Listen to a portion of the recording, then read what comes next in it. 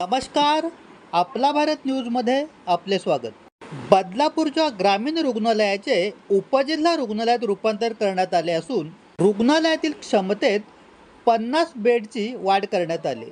स्वातंत्र्य दिनाच्या निमित्ताने आमदार किसन कथोरे यांच्या हस्ते या रुग्णालयाचे लोकार्पण करण्यात आले. यावेळी कुळगाव बदलापूर नगर परिषदेच्या नगराध्यक्षा रुचिता घोरपडे यांनी ग्रामीण भागातील सर्वसामान्य नागरिकांना खाजगी रुग्णालयातील उपचार परवडत नसल्याने शासकीय आरोग्य सेवा नागरिकांपर्यंत पोहोचवणे आवश्यक असल्याचे सांगितले. तसेच हे रुग्णालय नगर परिषदेच्या हद्दीत येत नसले तरी आवश्यक मदत आणि उपाययोजना करण्यासाठी कुळगाव बदलापूर नगर परिषद सहकार्य करेल असे आश्वासन दिले.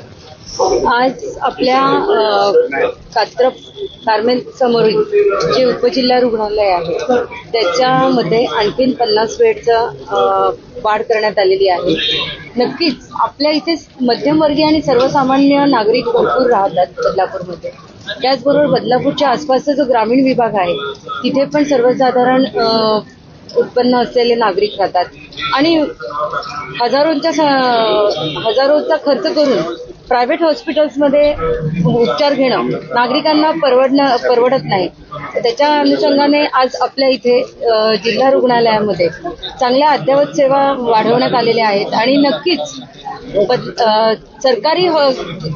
सरकारकडून जी आरोग्य सेवा आपल्याला मिळते ती नागरिकांपर्यंत पोहोचवण्याचं आमचं आद्य कर्तव्य आहे असं आम्ही मानतो. म्हणून आमदार साहेबांच्या माध्यमातून असो नगरपालिकेच्या माध्यमातून असो आम्ही जास्तीत जास्त म्हणजे जे सरकारी रुग्णालय आहेत त्याच्यातून आरोग्य सेवा आपण कशी देऊ शकतो ह्याच्यासाठी आम्ही प्रयत्नशील आहोत.